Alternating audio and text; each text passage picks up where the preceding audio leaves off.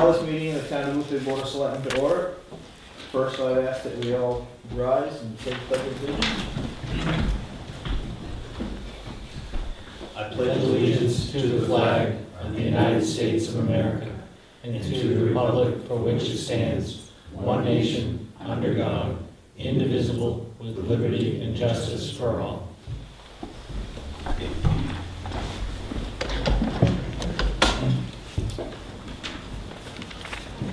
Next on the agenda, approval of the minutes of the previous meeting from November 12, 2012. Second. Motion's been made and seconded. Any comments or corrections? Seeing none, all those in favor? Motion passes. Next, we have public comment. We have two general public comment sections. No, you're on the agenda, and you're on the agenda. I know that's a little confusing sometimes. Next on the agenda, David Simpson, Simpson Marine. Yes, after talking with Jim Chiausis, I'm under the understanding that since now our appeal with Simpson Marine has been heard by the appeals board, that the Board of Selectmen would have the authority to issue a consent agreement for us to get back to work, until which time the ordinance change, proposed ordinance changes would take effect. And I would like to respectfully request that you might consider that option for us so that we can get back to work. I met with David today and talked to him about his property, the evolution that led to the appeal, and where it is right now, and that is within the authority of the Board of Selectmen. And I told David this morning that I would tell you guys now that if you're inclined to do that, that you should probably take one or two members of the board and have them lead a charge to create a consent agreement. And then I put in my memo today that I wrote this afternoon that before you make the decision whether you're inclined to do that, I think the five of you should speak to Sally about the legal ramifications of consent agreements. My only concern is just that. It went to the Board of Appeals, it got turned down, or upheld, I guess would be the proper term. If we do anything, what kind of precedent does that set? I mean, if somebody goes to the Board of Appeals and doesn't win, are they gonna come to us every time? That's my concern. Number two, what kind of a consent agreement would you be looking for? To finish the votes and that's it? If we could finish the projects that we have at hand, maybe set a date after which we would agree to stop building boats unless the ordinance is changed in our favor, something like that. So what we discussed this morning is similar to the consent agreement that we offered in the spring. Is that correct? It's not too different, yeah. The difference for me is that, number one, I feel that my back is against the wall. We don't have any money left and I need to get back to work. And the second thing is that I feel that we have a lot of public support for getting the ordinance changed, and that would allow us to go back to work, you know, after that took effect. You gentlemen want to get together with Sally and discuss? I think it's our only recourse. right. I mean, we have to. We have no choice. What kind of legal problems are we gonna run into with the property owners that are around, for instance? Well, I have to admit, just for myself, this seems a little backwards. Usually, if you're gonna get a consent agreement, it's while something is going on and to make both entities whole, both the town and the property owner. Like Steve had said, this has already gone to the appeals board. The appeals board has upheld the notice of violation saying boat building isn't allowed in that zone. I would have to hear our attorney's take on it. But like I said, for me, this is kind of backwards. Actually, the appeals board didn't say that. All they said is that we didn't have a use permit. They never ruled on whether it was allowed or not.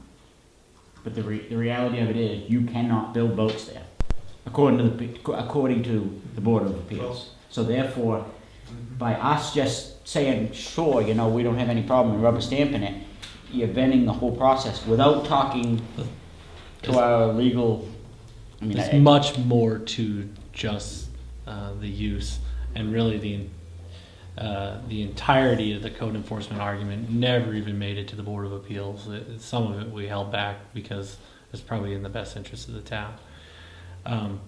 But the way we executed consent agreement by talking to Mr. Simpson prior to a notice of violation, and then now entertaining the idea after a notice of violation has been established. Yes, an appeal has also been heard. That's subsequent. But now that there is a violation, our zoning ordinance says the Board of Selectmen can entertain consent agreements. But I really think you need to discuss with Sally, because consent agreement law has changed in the last year. So you really need to be, I mean, even if you knew the laws that pertain to consent agreements a year ago, you may need to be briefed again, because some laws have been rebuffed. I personally, I don't want to see anybody put out of work. I would make that perfectly clear, but we can't put the town in a position that's going to come back and haunt them later either. I think that we have to. Well, we have to talk Sal, we have no choice. I hope you understand that. I understand that if you want to talk to Sally about it, it would be fine. Yeah. I would like to point out that, you know, that the general intent of the ordinance is to allow it. The problem is with another part of the ordinance that's in conflict with it. And I believe the boards on Thursday are going to start working to resolve that conflict in favor of supporting boat building in residential areas with planning board, you know, approval. I've always, you know, also expressed my willingness to go before the planning board and allow them to, you know, dictate all the parameters just to protect the neighbors. So I'm not trying to circumvent the laws. All I want to do is get back to work right now while the ordinance, which is in conflict with itself, is fixed. And that's something that it seems I should be allowed to do, since the ordinance is a problem with the town's own internal workings. It's not something that I created. I think But the ordinance is, I wouldn't, if you're in a residential zone, that, so you know, you're not allowed, in the residential But zone, you're not allowed have to you do. seen on the ordinance where in the general part that it actually says it wants to encourage it? Well, So, yeah, but it states, I mean, the code states, and that's what they, you know, they argued out with the Board of Appeals, that you're not allowed in that zone. but they only said, they didn't even rule on this.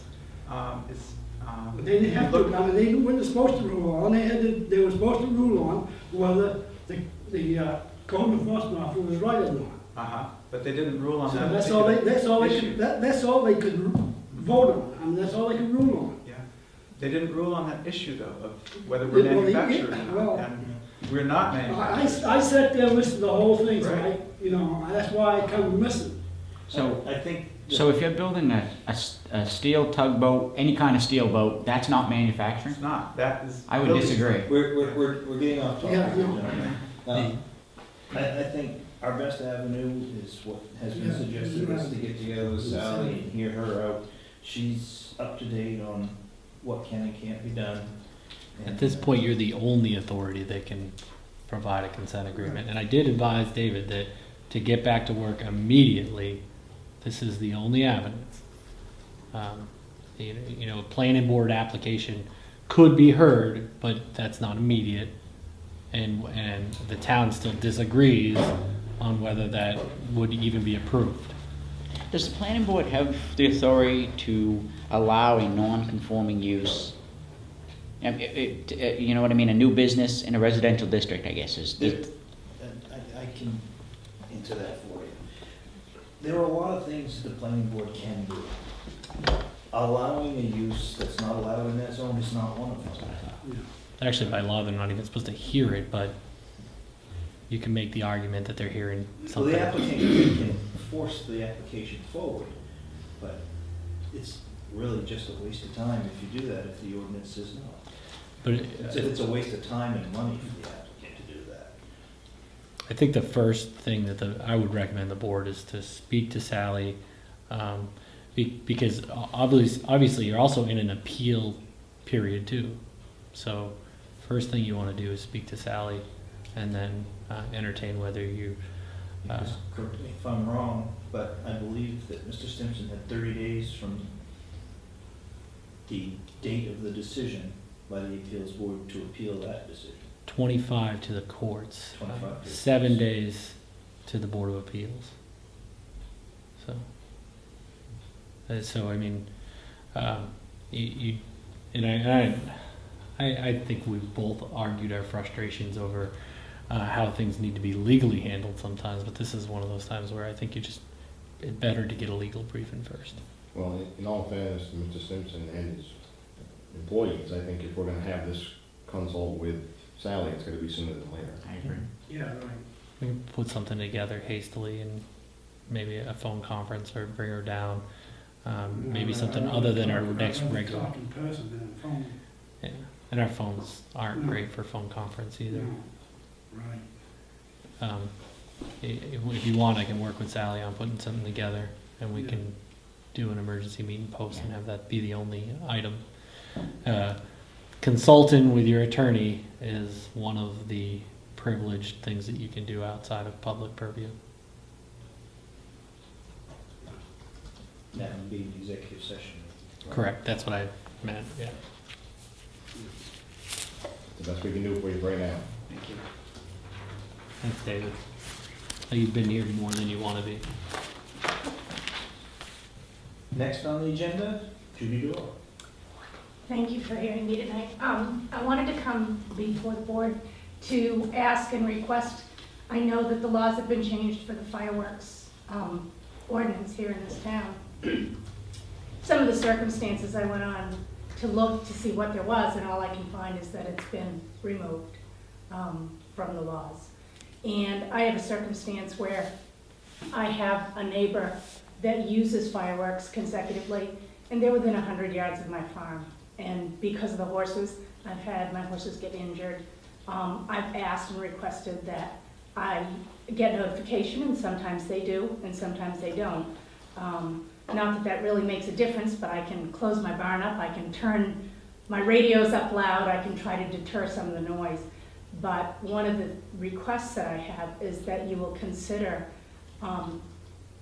building some kind of guidelines for people that are going to shoot off fireworks to have considerations. I don't expect people not to do it, but I do know for myself, my animals don't understand fireworks. And when you have firecrackers going off, that's one thing. When you have fireworks going off at a consecutive rate of 3 and 4 and 5 of them a minute, my horses are not going to withstand that. They just can't. I've been very lucky. They haven't gone through fences that I haven't had to have a vet called, but I have had them literally scramble because these were done in the evening after they've been inside in their stalls and fall down. I mean, and somebody's going to get hurt if it continues. I know I'm not the only person. I've talked with other people, and I was hoping that they might be here tonight because I shared that they might be talking to the board. That it's a nuisance for other people as well, not in the same circumstances that I have, but I would just like the board to consider perhaps putting some kind of guidelines for use. And I have my thoughts of what that might be, but you know, even if it's permitted or a place to shoot fireworks, or if they're within boundaries of animals, to have a request of, I don't know what that would be, because you're not going to stop the fear of an animal, and my horses can't run away. But I know these kinds of things probably weren't considered when, you know, the law was passed to change it. But right now it's in a circumstance where it's gone on, and my hands are tied because I have no recourse. I can't call the sheriff because nobody's broken a law, but yet it's not right for my animals to have to put up with the circumstances. They just don't have the wherewithal to deal with it. You So said once we passed the law, if the law did get put down, I guess is the best way to put it, that we would visit it again in the fall. Because right now, our law mirrors state law. And I'm sure that there must be other communities out there that are looking at these same issues. Anyway, you can get together with some of your counterparts, Jim, on listserv and see Yeah. if We've been monitoring what different communities are doing, and they're far ranging between ordinances to complete prohibition. And Mrs. Dorr started out in the direction that we want every resident to do. Is she had a problem that she thought pertained to a local law, and she contacted code enforcement. Code enforcement tried to help, but obviously there's nothing they can do. Right. They led her to me. There's obviously nothing I can do. There's no local law. So I said the best avenue is to talk to the selectmen. I know last year we considered restrictions, and really it's, I give her credit for coming to a selectmen's meeting and voicing that to the selectmen. It's up to you guys to consider those Have we things. had any other complaints? We get them intermittently. I really, I give a lot of credit to Mrs. Dorr's complaints. I'm sure there are impacts that we don't understand, like impacts to animals, but most of the complaints we get are during the summer when the population's higher, and hey, I'm trying to enjoy the summer and fireworks are going off. Judy, you mentioned there were others out there who have concerns. Is there any way that you can get together with those folks and put together some sort of proposal that we can look at? Because the What you- ultimate authority on whether there's will be town meeting. I mean, it's beyond our purview to just put it in the law. It has to go to town meeting. Correct. So we'd have to have something to look at and tweak. What would you be looking for? I'd be happy to do whatever it takes. I mean, I can certainly talk with people, get a list of problems that have arisen. Well, the selectmen last year, when they're entertaining what to do with the admin code because of the changes in state code, the hardest part that they had to maneuver was if you put restrictions on fireworks, how do you police it? Because people just don't pay attention to the law. There has to be some enforcement, otherwise it doesn't matter. So we discussed whether we wanted to use like a burn-in permit, similar type of structure. When you need to burn there's scrap wood in your yard, you come in, you get a permit. That way the fire department knows where you're burning, and we can kind of police it that way. It was too much of a burden. I mean, there's too much activity for fireworks during the summer for the fire department to respond.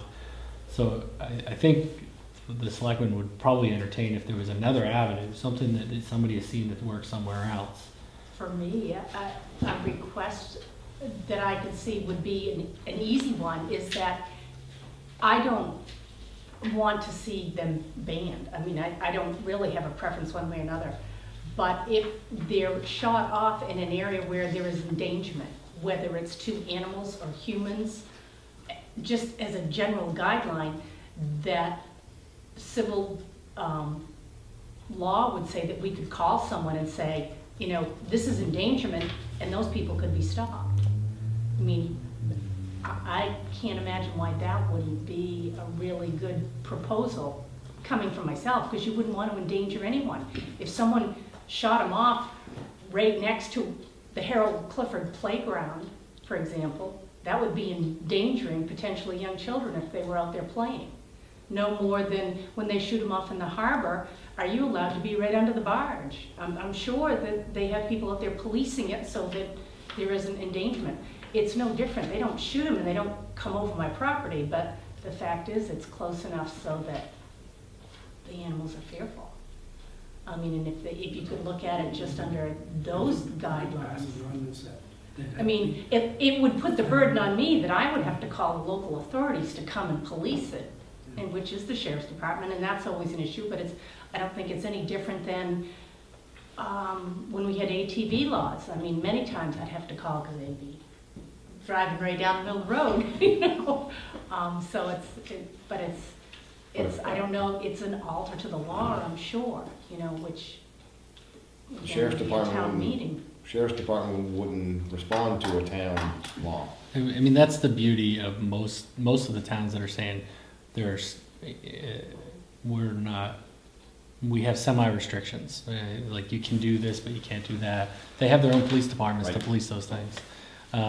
In our case, the sheriff has made it very clear they're not, that's not the primary concern, is the speckled ordinances of like fireworks.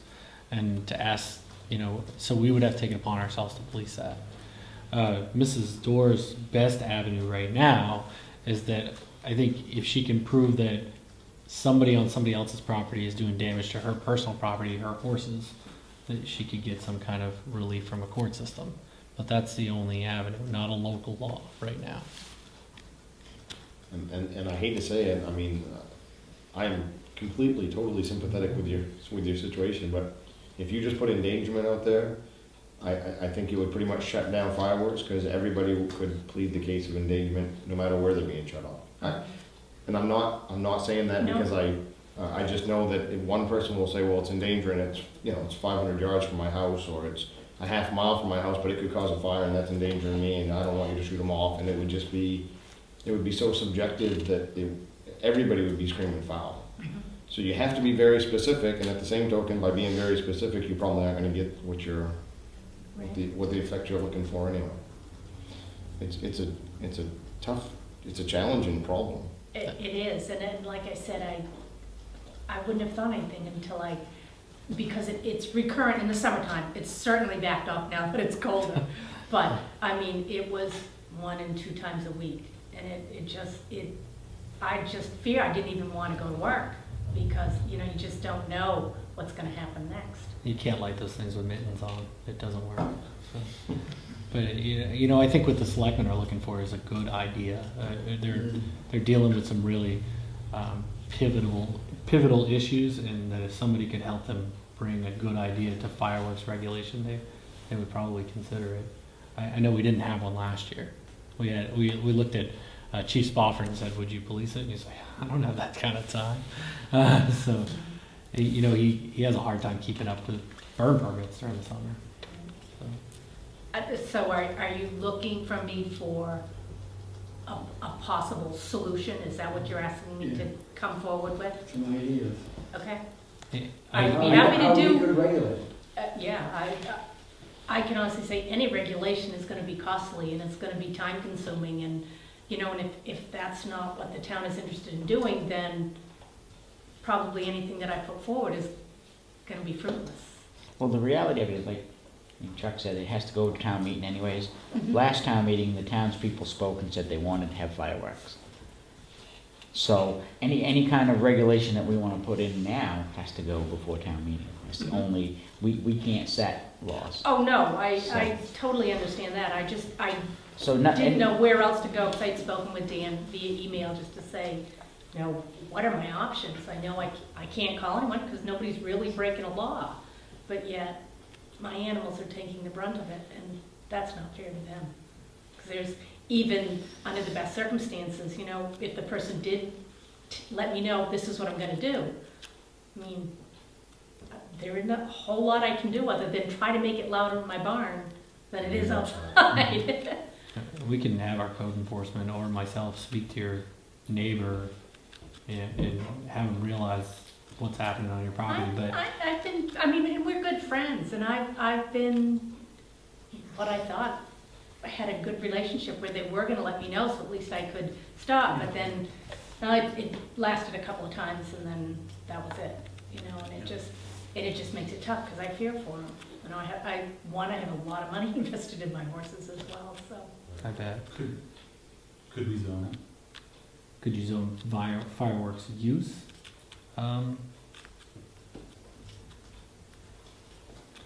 I suppose you can zone everything. It's how you police it. How you You're enforce back to policing. it? Mhm. So is code enforcement going to police use of fireworks, which is most likely going to happen after hours? How are you with the firearm, Dan? Not very good, but it'd be dark.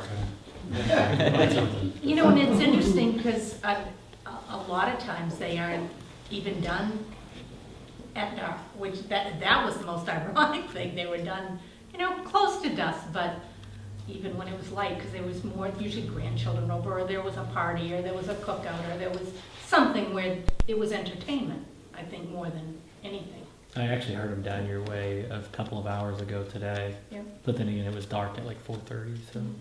And it is, it's really tough. It's, because you just never know. And I understand that his brother-in-law is the person that sells them, so it's, his access is readily available.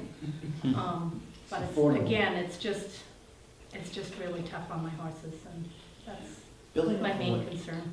off from what Dan just mentioned, not only zoning aspect, but say something was able to be worked out and it passed a town meeting, and we had some restrictions in our fireworks ordinance. Could we empower anyone to enforce that? I'm thinking the code office. The code office is in charge of enforcing this ordinance. Absolutely, especially if you overlap appointments like we do all the time.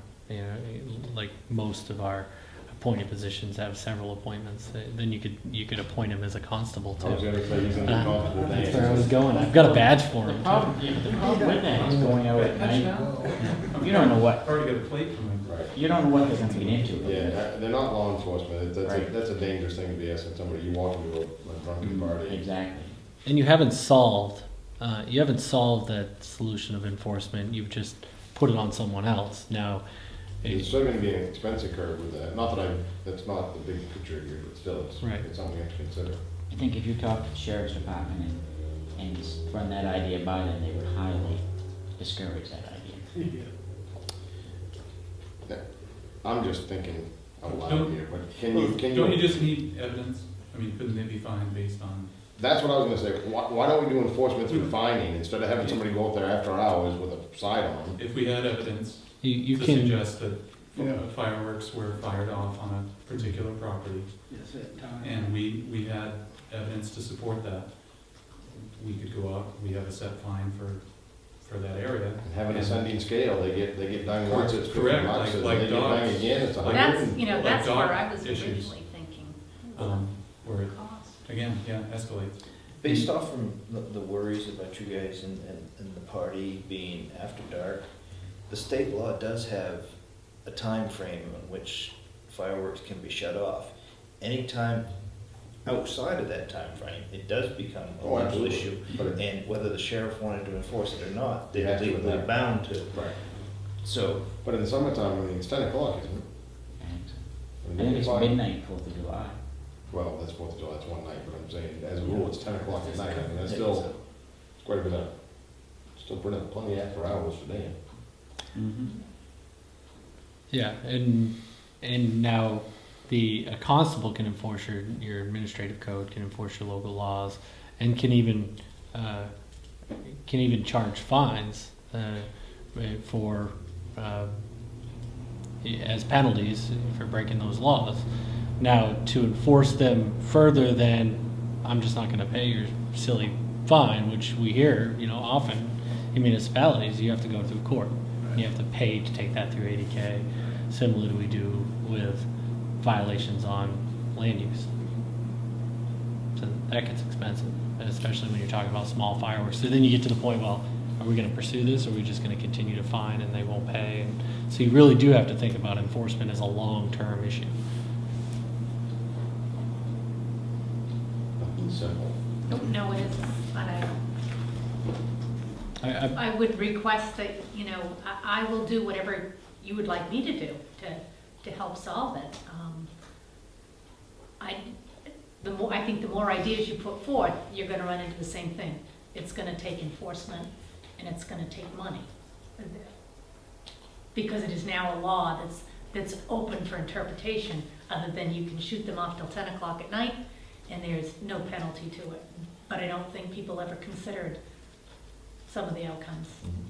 It truly was easy to enforce when it was illegal through the entire state. Now that it's legal in certain parts of the state, then it becomes really hard to enforce for small towns that don't have police departments or larger governments. Boothbay is not the only town that's trying to figure this path out. there's some towns that took more aggressive approaches, and then now they're rethinking those approaches.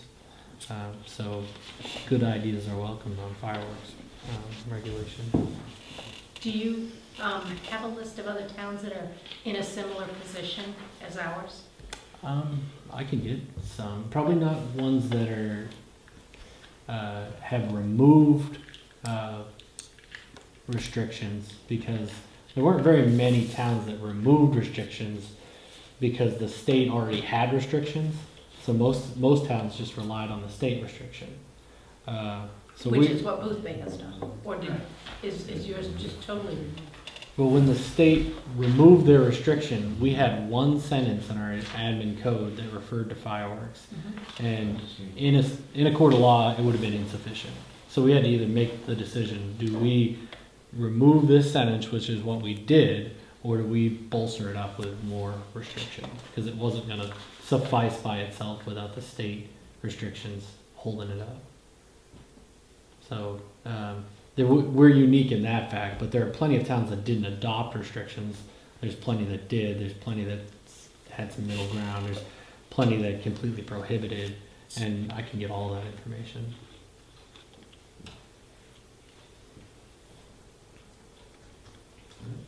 Any more questions for Judy? Sorry we couldn't be of quicker assistance to you, but So if I go and try to get some ideas, how would you like me to present them to you? I can report them to the selectmen, but the reason why I said that it would probably be better for you to portray your situation to the selectmen is that, we've already had this municipal discussion during budget season last year. So hearing it from me is noise. I think the selectmen want to hear it from, is this working from their constituents? So. Well, thank you for hearing me. You're welcome. I'd love to get the names of towns that are in a similar position, Sure. that have taken it off their books, so that I can go and talk and find out, at least communicate with them, what are they doing? Okay. And I'd be happy to share those with Jim, and we can either come back in and I'll share it with you personally, but I'd love to see something be done. Can we touch base later? I looked at the note that I wrote down. It seems like eons ago when we, I'll stop in after school sometime and just touch base with you, and then we can set a time frame. and I didn't put your phone number on the note, so I went to go call you to confirm that you'd be here tonight, and I realized I didn't even have the number. So. No problem. I'll stop back Okay. during working hours and touch base with you. Thank you. Judy, Okay. someplace you might take a look at would be Wisconsin. Okay. Now, I know that they're legal as far as selling. I don't know what they have for restrictions on the use of fireworks. They've got the Morris Farm up there. So maybe they have some restrictions around what you're looking at. Okay. They did a lot of work too. They had committees looking at fireworks, so it'd be a great one to figure out if it's working. But My thoughts are, is you just think human compassion would take over, but that isn't the case always, so. But thank you very much. You're welcome. thank you. All right, next on the agenda, Bob Fox. Hi. I was here in the spring when we discussed developing a bicycle and pedestrian plan for Boothbay and Boothbay Harbor. And you gave the go-ahead to that, and we had some advertisements in the paper, citizens of both towns asked to be on the committee. We ended up with 15 volunteers. We did a survey that wasn't a scientific survey, it was just a survey to sample opinion on what people, where they biked, where they walked, where they would bike or would walk, their improvements, things like that. And the long and short of it is we have a plan with, let's see, it's on page 34 are the 11 recommendations in order of priority that the committee came up with. In addition, I was at the Boothbay Harbor Board of Selectmen a couple weeks ago. They added one, so we actually have a 12th one. So just to go over them quickly, and if you have any questions about any of these, let me know. The number one priority was the Route 27 sidewalk extension, which is, part of it's now in engineering with DOT, but the committee wanted to actually see that extended up to the Clifford Park, which I thought was a good idea. So that's the number one priority. Number two is completion of paved shoulders on Route 96 between Route 27 and East Boothbay. The Boothbay Harbor portion of Route 96 is considered a built highway by DOT. It meets basically modern standards. Now, it could maybe needs an overlay or some improvements, but basically, structurally, it's a built road. The Boothbay portion is not. And so what they'd like to see is that upgraded the same way, with paved shoulders right to East Boothbay. So that's number two. Number three, Route 27 between Boothbay Harbor Village and Southport Bridge. They would like to see either the sidewalk extended or some paved shoulders installed, plus signage. There are a lot of areas on there where a car goes up a vertical or horizontal curve, and some areas there either a bike or walking. And then walkers and bikers really can't see cars coming up. So they would like to see, in addition, some warning signage. Just put people on alert that cars, bicycles, and pedestrians are sharing that road. Route 96 between East Boothbay and Ocean Point. Of course, you all know that Ocean Point's one of the prime tourist destinations in the mid-coast. A lot of people use it. A lot of people use it with some trepidation, because once the sidewalk ends just north of Bigelow, there are areas where it's really tough. Of course, bicyclists have to share the pavement, and pedestrians sometimes are in the pavement, mostly are on unpaved shoulders. Unpaved shoulders are okay in some instances, but that certainly eliminates the use by older folks.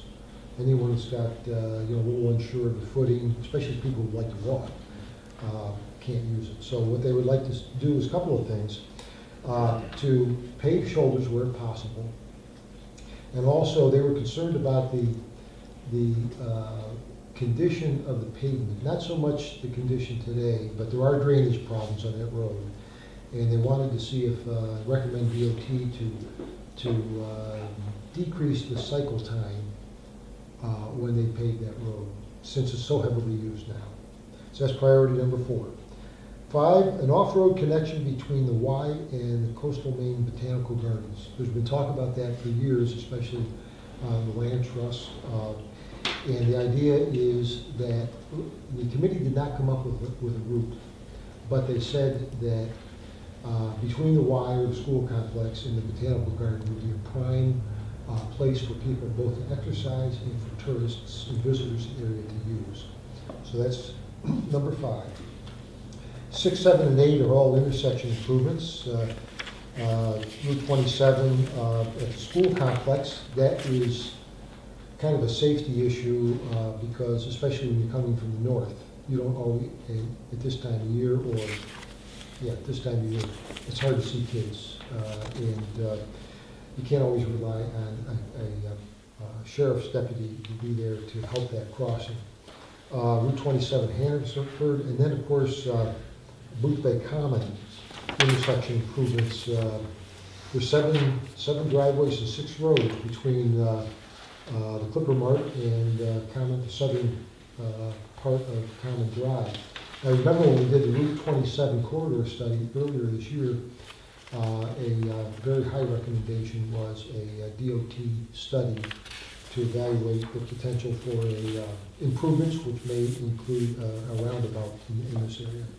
Well, Yep. you mentioned 6 roads. I'm assuming that you're counting both entrances and exits as 2 separate roads. Common Drive would have 2, That's one. Country Club, 3, was it Chapel or the church? Church. Then these 2 over here, that's 6, and actually 7, 6, that's 6. So, like I said, you're counting both sides as 2 different roads. Yeah, any type of road, because that's what DOT would look at, as an intersection, so. That's a, I don't know, I mean, I do a lot of traveling in this state, and I don't know of any area any place where so many roads coming in such a short distance, and I'm counting even urban areas, Lewiston, Portland, I mean, and there's a curve, and sight distance issues, and then you've got driveways. I mean, it's, of course, you live it every day. And having a pedestrian or bicyclist. I think the one that's close, that's over Union. Yes, I know what you're talking about, but it's close, but not, this is primo. In the summertime, it's brutal is what it is. Yes, it is. Okay, the next one is Route 27 between Boothbay Center and Edgecombe Town Line. This came up because there are paved shoulders the entire length, but the paved shoulders vary. In fact, just up here, just north and the other side of the road from the funeral home, the shoulder goes down 1.5 feet, and there's a immediate slope, so it's not like someone can bail out onto grass. So, and we picked that up when we did the Route 27 corridor plan. It's we would like to see, or the committee would like to see, 4-foot shoulders along that entire length if possible. And something like that won't be done tomorrow, but the next time they do serious work on Route 27 is when that comes up. River Road, that would involve installing signage and constructing paved shoulders when the road is next scheduled for improvements. Then the Atlantic Avenue sidewalk, and if you're familiar with that, that sidewalk varies in length, in quality, and it's there are slopes, and it's elevated quite a bit higher in some locations. And one of the things the committee said that, not many people actually use it on the easterly side of Atlantic Avenue. It would be better to move that to the westerly side, which is where all the tourists, and so. They walk in the road, they don't walk on the Yeah, sidewalk. right. Even with the little signs that says please use sidewalk. Yeah, the walking road is right.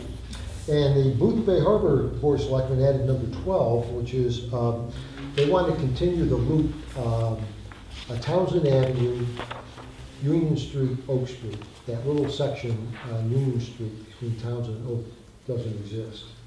And also they'd like to include in that would be upgrading the Oak Street sidewalk, which is similar to Atlantic Avenue. It goes up and it's narrow. So those are the recommendations. And this is your plan, so you're free to make changes. If you, changes to anything in Boothbay, and if you want to add projects, that's certainly fine. If you want to change the priority of your projects, that's also within your, you can do that.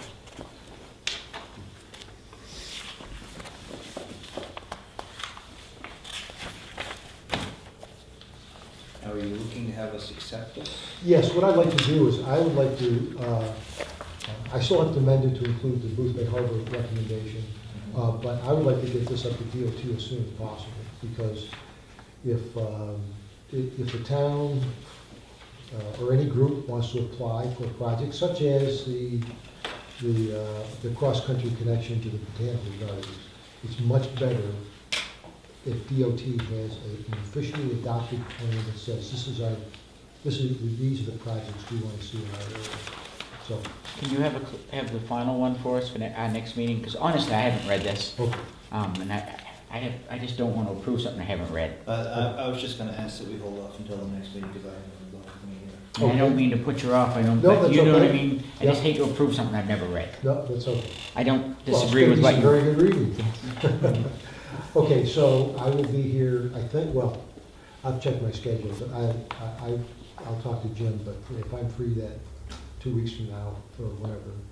What we could do to help facilitate it is, as we come up with questions, we just send them to you. Okay, why don't you send them to Jim, and he can shoot them to me, so that, do it that way. Can I have something totally off subject? You're the Lincoln County planner, correct? Yes. So how come you don't do, we have the comprehensive plan committee. How come you don't do that rather than hire somebody out? I mean, Lincoln County's paying for Right. you to do that anyways. I mean, Well, I mean, we do that, And we actually have been working on the Boothbay Harbor one, started about 6 months ago. Free to the towns? Oh, no, Boothbay Harbor, it's a contract. Oh, really? Yeah, what we do is, there are certain things we do gratis to the town. The Regional Planning Commission gets funds from the State Planning Office, or whatever that's called now, I don't know what it's called.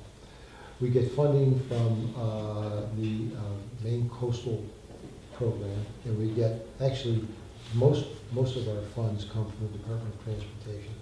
So what the Department of Transportation does is allow us to do the transportation sections of towns and doing comprehensive plans. So we did that for Boothbay Harbor.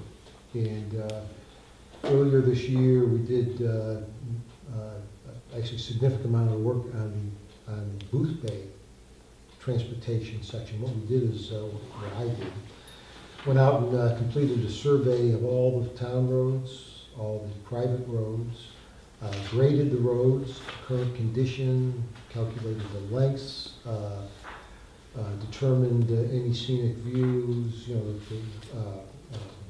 went through and determined, rated each road by the state. The state has a way of rating roads. Looked at winter and summer maintenance, that whole thing. I sent that to Jim a little while ago. So we do portions of it, but if we're going to get into the whole comprehensive plan, that's separate. We only have 2.5 people on our staff. Me, Mary Ellen Barnes, who you know Mary Ellen, we have a staff assistant. So we're kind of limited to how much we can do concurrently, but yes, we have provided that. This is far beyond, this is got nothing against you by no means, but the money that we pay the county, it seems though that they ought to be able to provide a planner. And I'm not saying that against you at all, that's as an umbrella. You said that's, to have to go out and hire a planner for the comprehensive, I mean, you just put that out to bid, correct? Did you bid, did you put in a? No, we did not, because we were, the staff constraints. But I'll tell you, think about for the last year now, I'm here with a bicycle pedestrian plan, which was pretty intensive to do that. We completed the Route 27 corridor management plan, which is, and then all that work on the transportation component. So I would say that in the last year and a half, Boothbay has probably got more value in the services than. Boothbay area. Huh? Boothbay area. Well, Boothbay, not Southport. Southport, it's fairly limited in Southport. So, I mean, that's just the way it is, And what happens, I may not see you again for 2 years because we're done here and Waldeboro's got issues or, Whitefield. It's kind of. But generally speaking, if you was hired to do the harbor's comprehensive plan, correct? Right, Are you generally cheaper than like an outside consultant? I don't even, I'm asking these questions because I really don't know how it works. I would say the prices are probably fairly consistent. My guess is that whether you go to a regional planning commission or to a private consultant, the difference might be 10 or 20%. If you hire a consultant from away, I mean, there's some time, travel time, things like that. When we do a plan, Mary Ellen was local, I don't. So there are certain ways we split things so that we keep those costs down. But when it comes to doing a comprehensive plan, the state has very rigid guidelines for a consistent comprehensive plan. If you don't care about consistency, whether it's consistent with the state rule, then you can do anything you want on a comprehensive plan. But for a town like Boothbay, I think it's going to be paramount that whatever plan you do is consistent with state regulations, because as I heard tonight about this we've got 2 zoning issues, or at least 1 zoning issue with the boatyard. If your comprehensive plan is not consistent with the state regulations, And then, if your zoning ordinance is not consistent with that comprehensive plan, then enforcing your zoning ordinance becomes very problematic. We talked last year, because we were just in the infancy stages of putting together money for the comprehensive plan. We talked about some economies of scale, if we could Right. seize them with the two towns doing comprehensive plans at the same time. In your opinion, I mean, you're a planner, I'm not a planner, although I've been pretending to be one for a couple of months here while we try to get our course.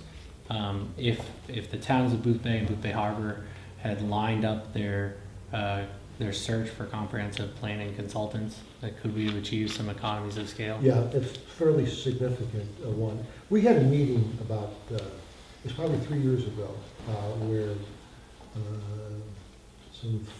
might have been the chairman of the Boothbay Planning Board, and I don't recall who she was at this time.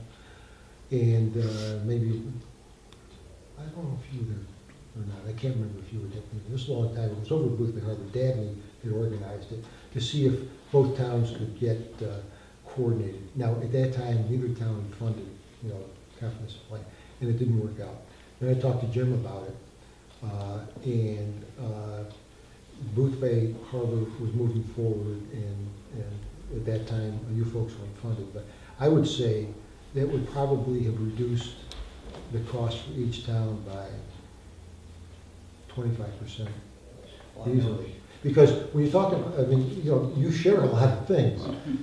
Some of those sections, I mean, we've prepared, we've already prepared the economy section for the Boothbay Harbor plan. And, I mean, you're in the same peninsula, and a lot of it's the same. The transportation section is very similar. I mean, that's the way it is. There are a lot of similarities, there's a lot of differences too. No, and that's where there's some things, you can't, land use, you're not gonna duplicate it. Certain marine, for example, the agricultural and forestry section, that's entirely different. But, I mean, some of those sections are similar, and there could be significant savings. Yeah, and my point wasn't that Boothbay Harbor's comp plan should be similar or the same as ours, but if we timed them to be done at the same time and hired the same firm, 25%, I know that Boothbay Harbor's paying about $30,000, we're gonna pay about the same. 25% of that's $15,000. Half of that is $7,000, we could have saved that $7,000 and got a similar result. So, it pays to collaborate, literally. That wasn't even a pun. Sorry to change the subject, Roger. I was just curious more. I'm trying to educate myself a little bit as we go. Yeah. But anyone, I mean, almost anyone who proposes now to do a comprehensive plan for a town is, can do a good job. And the prices are not all that different. All right, so Okay. we'll read the plan, we'll send any questions we have to Jim, and then he'll forward them to Bob. Okay? Good, thank you. Thank you, Bob. Thank you very much.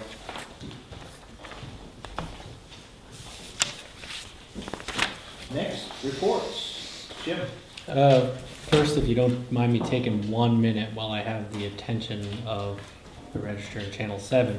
We had 2 people on the agenda tonight outside of public session, and I don't know if you're starting to see a trend, but if you ask to be before the Board of Selectmen, we can add you to the agenda. You don't have to wait for a public session section.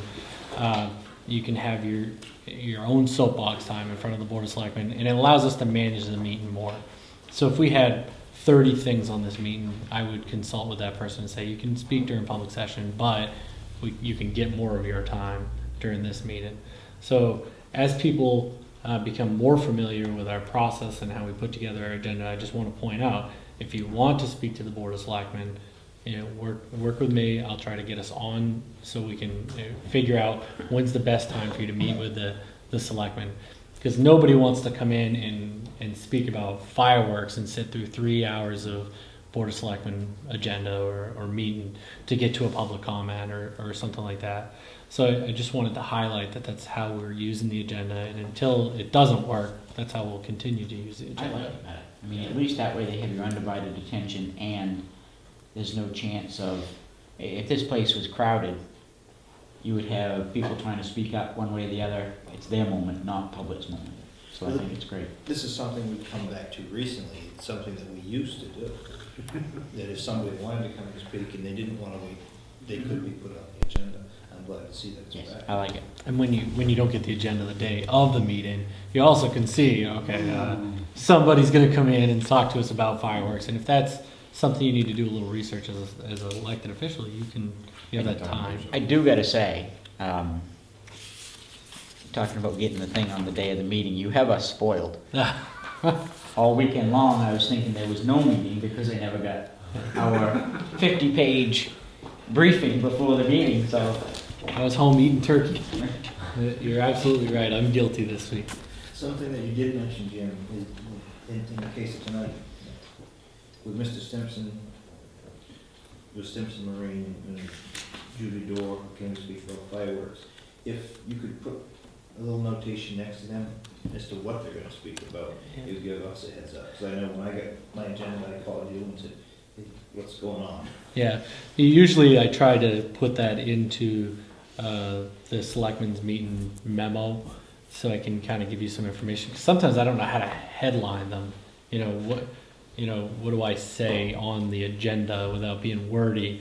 So usually I try to put that in the memo, and the memo was really extremely late this time. So I'll get better. It's good to tailor our government the way we want it, though. It's good to tailor our government the way the people want it. That's right, and that's what I meant when I said we. Are you saying we are not people? Depends on who you talk to and on a day. That's a good point, yes. You're right. First off, Boston Post came. We're still researching and looking for the proper recipient, and I've got some helpful pointers, people that have pointed me in the right direction. I got a name for you tonight too. It's extremely difficult, even though it is kind of fun. It's so if anybody that's watching at home or catches wind that we're searching for the Boston Post recipient, which is the oldest resident in the town of Boothbay, and you can point us in the right direction, like my grandmother, great-grandmother, then we'd appreciate it. We like to do it right. It's kind of a fun thing to do. The St. Andrews Task Force, I've got a couple of things. If you came into the town office today, that you saw the iVantage consultants were here meeting with people that are signed up for interviews. There were people in and out of the town office all day long, 2 interviews going simultaneously. I got an opportunity to speak with Scott Goodspeed and Ralph Cabarro quite a few times intimately. They're very, very smart guys and know healthcare. And I know some of you are signed up for interviews. I saw Chuck's name. But even if you get an opportunity to run into them, great guys to pick their brains. The second thing is the legal position paper. So we've unfolded every legal avenue and looked at them and taken a very close look and designed a position. So we've done that with the assistance of our healthcare attorney, Julius, which some of you met at the meeting the other day at the elementary school. We talked today, and although it wasn't ready for that meeting, the position paper is ready for public consumption. Now, I didn't give it to you guys tonight because at first I think the task force should be privy to that first, and then I'm going to recommend to the task force that if they agree with the sentiments of the position paper, which I think they will, that they adopt it as their formal position. And then I'm going to bring it back to the selectmen and see if you want to entertain that as well. Although the lawyer is working for the town of Boothbay, we've given the task force the authority to work this far. We ought to give them the opportunity to take that position. At that point, can you email it to us Yes. after? I have it digitally.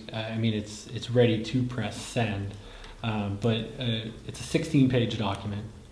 And even if you don't like reading legal briefs, and you're not into the St. Andrews Hospital discussion, it's still very interesting to read. But I think we should lay it out in a fashion that kind of meets the way we've created it. So the task force takes a look and decides if they want to adopt it. And then I think immediately, you guys do get a little bit of ownership rights. It's then in your hands. Does it go to the harbor at the same time? The harbor selectmen, it should? We'd send it to them, but I will give you a little bit of leeway. What I would recommend is, if you really want it quick, come on down tomorrow night, we'll be here at 7 o'clock, and we can hand deliver it to you. Now, it's not that I want it quick, I just don't wanna wait till our next selectmen's meeting. My point is, it'd be nice to see more selectmen there. I was there last Tuesday. Yep, I saw you, and I saw Stevie. It'd be nice if other towns' selectmen showed up more to see what's Although going on. I will say, I think, seems like every time I watch, because I watch it on Channel 7 quite often, and I see, I forget his name, he's their chairman in the harbor, he's there quite often. Bill Hamlin? Yeah, He's been to a few meetings. I mean, I've seen him, he seems like the one that sticks out to me as far I as. saw Art Hathaway there like 2 meetings ago. It was nice to see Art there. So, it's not, does the Board of Selectmen have to adopt this as a position paper? Not necessarily. I mean, we've hired a lawyer and he's created it. But there is some substance to creating resolutions and saying, this is our opinion, our position. My opinion, when and if the task force adopts it, approves it, however you want to word it, I think that when it comes out to us, it should go to the harbor as well as Southport Selectmen. And Edgecombe. And it Edgecombe, will, right, sorry. Yeah. once All at the same time. when and if the task force accepts it as their formal position, there'll be no keeping it private at that point. Right. It will be in everybody's lap. And whether you act on it or not is up to you. I mean, there's really nothing that we would have to act on. No. It's up to these folks. I mean, it's not like you're asking for a lawsuit. I mean, it's just a legal position, right? I can say I appreciate this board's support and trust in me as the town's representative. And once you all get the paper, you'll see what we've been working on. I have seen nothing, and I've watched, if I haven't been to the meetings, I have watched them on Channel 7, and I have seen nothing that makes me believe otherwise, Jack. I think you guys have done wonderful. There's no question in my mind that you're doing the community's work, and you've got the support of the community. I have not heard literally one person that I can remember anyways, that's come to me and said, it's a lost cause, and I've not heard that. I've heard nothing but positives. I can say all the volunteers I've worked with, the 3 other selectmen that I work with, it's an honor to work with all of them, and they're a great group. Mhm. And which points me to my third point, is that you probably have already seen this, but I wanted to ask for public forgiveness, whether I needed it. I'm not sure if I do. But Mr. Hamlin, the chairman of the Boothbay Harbor Board of Selectmen, had some front page comments in the Register, and they were the type of comments that I thought it needed to be responded to. So I responded, and then as soon as I pressed send, I was like, I should have asked the selectmen whether that was appropriate or not.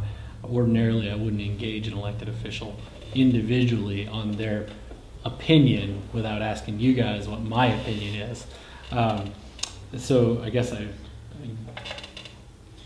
think. I would think, Jim, you will wear 2 hats right now. Yes, you're the town manager of the town of Boothbay, but you're also staff support for the task force. And I've read through part of your letter. I also saw the letter that Stuart Smith sent to Mr. England as well. The folks to the south of us have a few concerns that I think if they came and talked to the task force about, they wouldn't have those concerns anymore. I think they're under the impression, from what I've seen, and I don't want to talk, put words in their mouth, I'm not sure, but they appear to me under the impression that the task force is all ready to bring suit against Lincoln County Healthcare, and I think that that's what they think, and once they realize that that isn't exactly the case, I'm sure they're going to be, I mean, because their position, as near as I could tell from what I've watched on Channel 7, I mean, we all watched, and they said that you can't bring a lawsuit, which they're right, probably. You could, I don't think it would be very smart of a task force to try to sue St. Andrews or Lincoln County Healthcare without the full support of all the towns. That's completely different than what you folks are doing. So I think that they're misinformed, that's all. I don't think there's any ill towards it at all. And the comments that I've seen and heard from the Boothbay Selectmen have led me to believe that they think that we're looking for a multi-million-dollar Yes. legal lawsuit. Right. And that's And where they heard that, furthest from the. you know how towns are, small towns, rumors, gossip, and I think that that's all it is. I don't think that they mean anything by it. I think that it's a matter of saying, hey, once they see what you're doing, a legal position, is that what you call it, paper, rather than a lawsuit, I think that they'll be fine with it. Maybe I'm wrong, I can't speak for them, but, maybe I'm wrong. Because, you listen to their chairman, and he is fully supportive of the task force. That's the least of his concerns. He's just afraid that it's holding the task force up because of the public having to be in the public. So I think that we all have the same goal, just a different perspective. And the last paragraph I think is the most important, is that I did offer, if they need me to explain, because I've been as close to the task force as you possibly can be, if they need me ever to come to a meeting of theirs and explain any parts of the task force, that I volunteered it to Valerie on the evening that we were in the elementary school. So at any point, if they take me up on that, we meet on the same night, but there's no reason why I can't attend their meeting and you guys can have your meeting. And, so I don't know if they'll take me up on that at all. Have you ever had any kind of conversations with the town manager in the harbor and explaining to him the position? We talked in the beginning of the task force. We don't exchange often. Like I told Valerie Augustine, is that we do rely on the representatives to bring it back to the town. Much like we have a meeting every 2 weeks so that I can disseminate everything that's going on in the town. The only reason why I asked that is I would think, no offense to the four of you or myself included, but a town manager would have a lot more understanding of how municipal government works.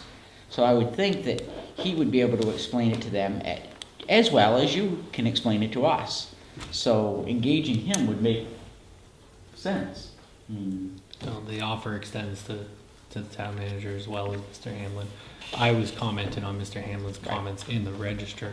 I didn't see anything from the town manager. But that goes for, and a lot of people that volunteer for the task force are from Boothbay Harbor, from Southport, from Edgecombe. So I've had plenty of interaction with residents and their appointed representatives on the task force. And honestly, when I read some of the comments in the register, I was like, well, that's not accurate, or that's not true. So I felt like I had to respond. I don't think you're out of line.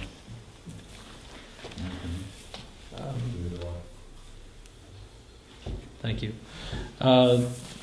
Next, the Comprehensive Planning Committee put out a really good RFP, and we got back 4 letters of intent to submit, but then 1 proposal.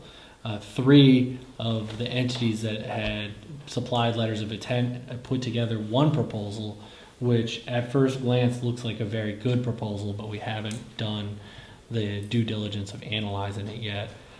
So that's the next thing that the Comprehensive Planning Committee will do, is they'll look at the proposal and they'll make a recommendation. Often we want multiple proposals, but then again, I guess if there's only 1, it's the best we could have gotten anyway, then we'll settle for that. But we still have to do some work looking at it. And Chuck's got the stack that all the Comprehensive Planning Committee members will get, and they'll meet, look at it, review it, and make a recommendation. The recommendation could be we go back to the well. Right. Of the 3 that are on here that joined forces, wasn't it Terrence DeWan that came to our meeting, or was it? No, it's Frank O'Hara from Plan and Planning Decisions. Decisions. Yeah, and so Plan and Decisions has teamed up with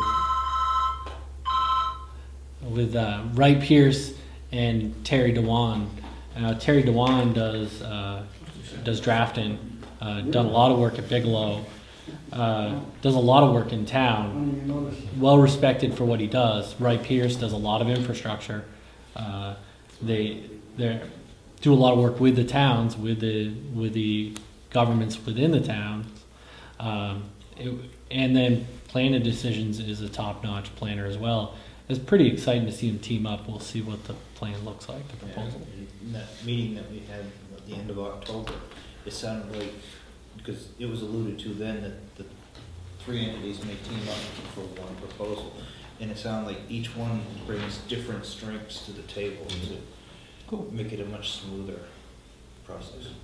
And that was my question to Bob about trying to find economies of scale. So we're going to pay a price for that contract. If we enter into that contract, well, it looks like we're going to land, or possibly could land, a pretty good proposal if cost lines up. Well, could land if cost lines up. We know if we had economized a little bit, we could have lined those two a little bit better. So we'll try to do those things in the future. I lost my place. Or at the audit. D. Yeah, I left it off the memo. That's why I lost my place. The last thing is we're scheduled to have the auditor in here next meeting, December 10th. And I confirmed with them today. So they're putting they put some final touches on audit, which is just management letters and stuff like that, things that could have been done forever, but we didn't have our meeting lined up until December 10th. So we've confirmed and they will be here. All right. Questions? All right, we have no old business, so we'll move on to new business. Spirit of America Award. In front of you is the first draft. It's obviously not done yet, for a resolution to honor the St. Andrews Task Force volunteers as the Spirit of America Award recipients. Now, the one thing that we want to do is we want to make sure that all of those volunteers are recognized, and we don't have a good list yet. I mean, anybody could probably spit off 20, 25 volunteers without even thinking of it, but there's a lot of them.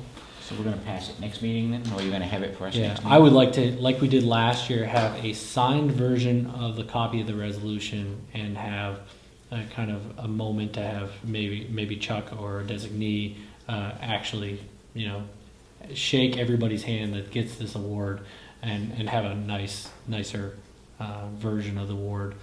So I'll get your signatures at the next meeting and we'll try to prop it up. If that's the case, I need to get working on this arm and this hand, because it's gonna be tight at the end. If you see anything on this resolution that you think needs to be changed, amended, or added to, then just let me know.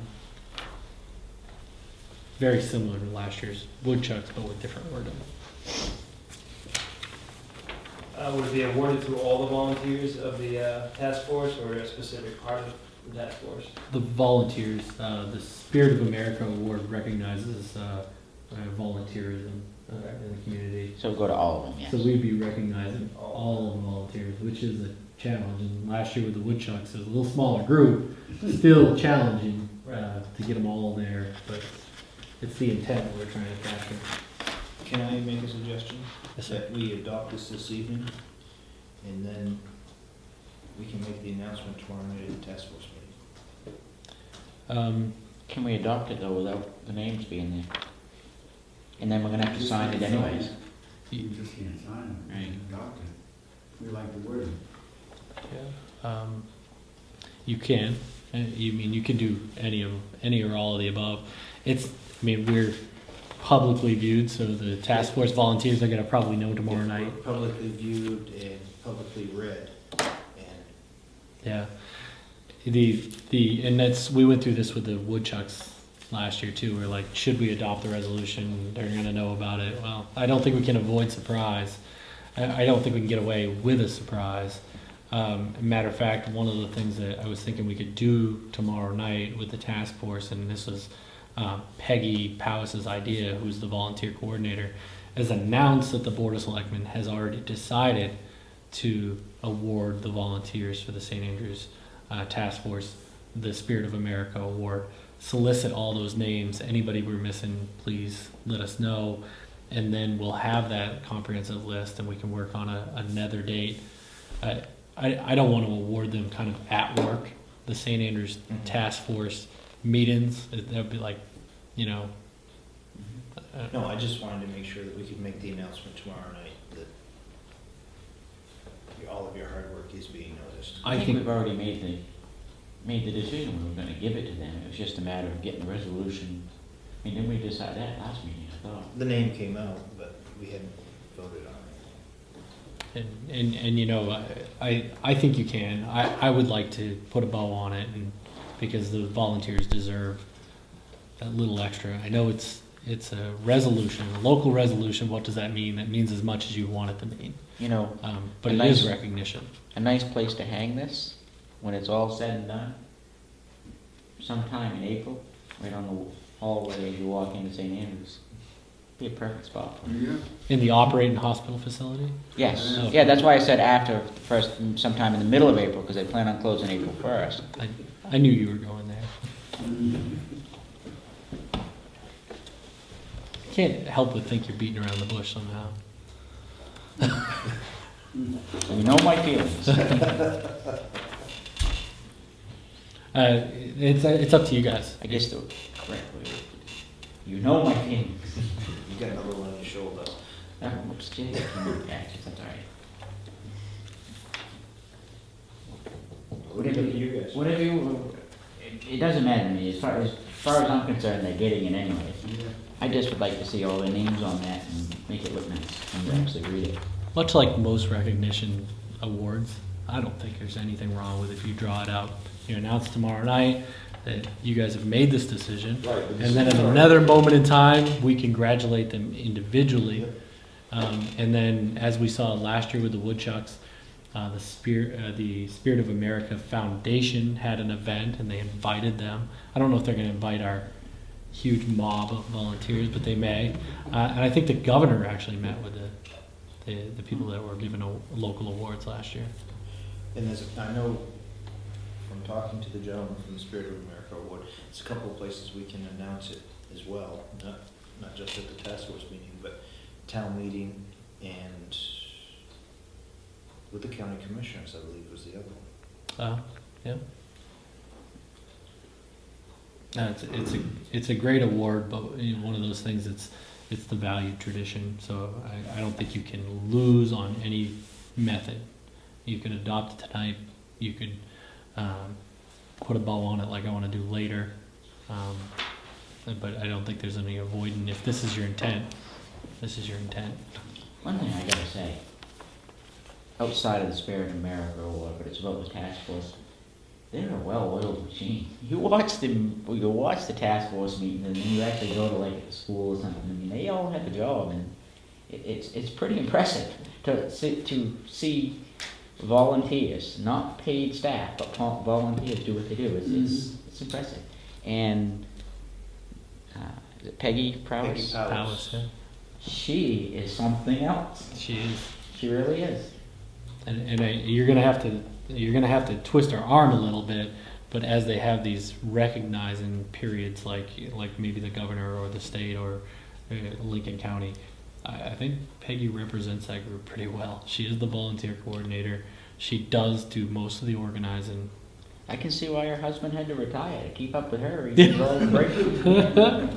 Well, this morning when I got to work, I was away from my email for 4 days, and there was a number of emails in there from her, and I sent her one. I said, "Are your fingers tired from typing yet?"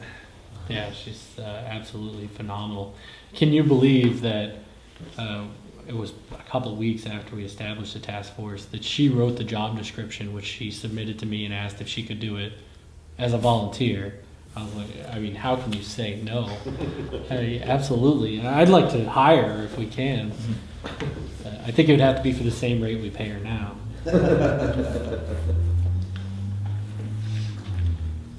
Honestly, I like Jim's idea. I think you make the announcement tomorrow night, but you actually make it official at a later date. It's my personal opinion. I agree with that. We can do that by consensus. All right. Next on our new business, Ulmer fund request. Had just this application was received right before I went on vacation, and it probably should have made the last meeting, but there was a lot going on.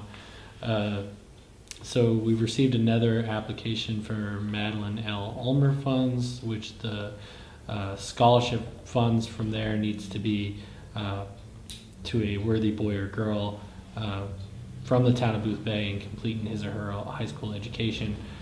We've awarded people that have done the ocean classrooms in the past, and I think this is another example of one that we could plausibly award.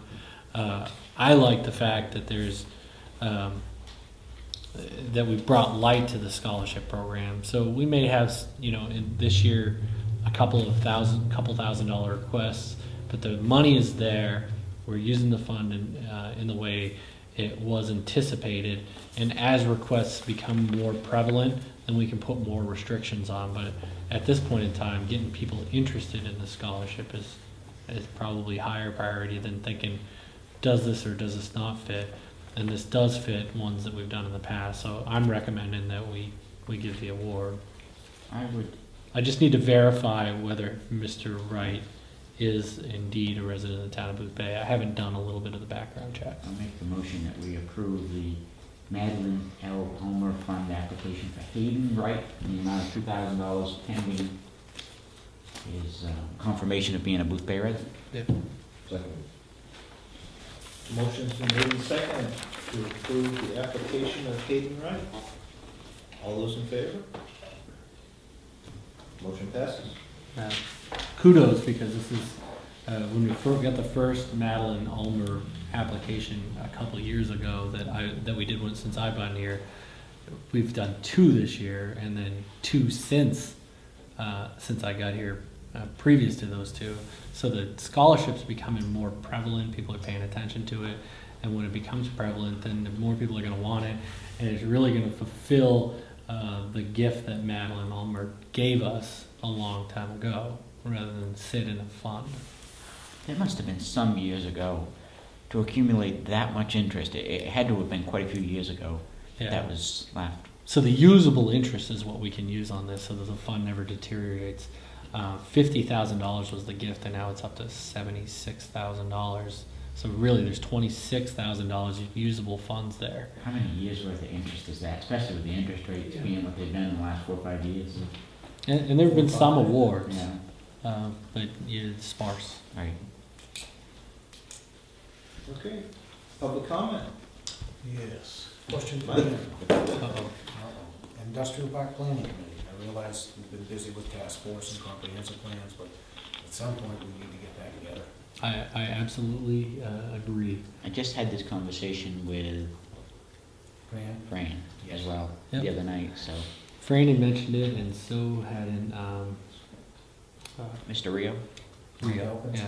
Yeah. Mr. Rio had mentioned it too. And truthfully, yes, you don't need me for those. But since we had the Industrial Park Planning Committee in kind of an infancy stage, I took a leading role in it. But you're right, we need to get that back on track. I'd like to see at least one more meeting with you where we can set some objectives, goals, and then we can move forward. Yep. What I thought was a reasonable expectation is Art is almost done his review of the ordinance. That's a perfect thing to hand to the Industrial Park Committee and say, we want comment. So I think we are, even though we've been kind of stagnant for a little while, I think we can come back together on that mission. Because there's several standing committees that are gonna have opinion. I guess the Board of Appeals is gonna meet this week. They wanted to workshop and provide some comment. Obviously, the planning board will comment on anything that goes before the zoning ordinance, and the selectmen tasked me specifically on this, so they're gonna get their opportunity to hack at my comments too. So the more the merrier at this point. Let's get everybody's thoughts so that when we go to town meeting, we can say, well, we talked about this. So, yeah, I agree, and maybe we need to just put together a date, and whether we can have staff there or not, we get it done.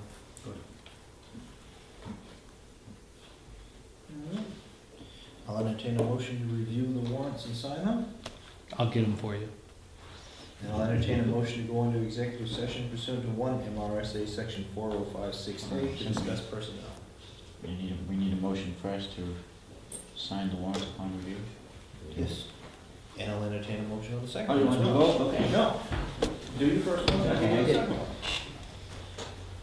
What? I just made the motion to sign the warrants upon review there. All those in favor?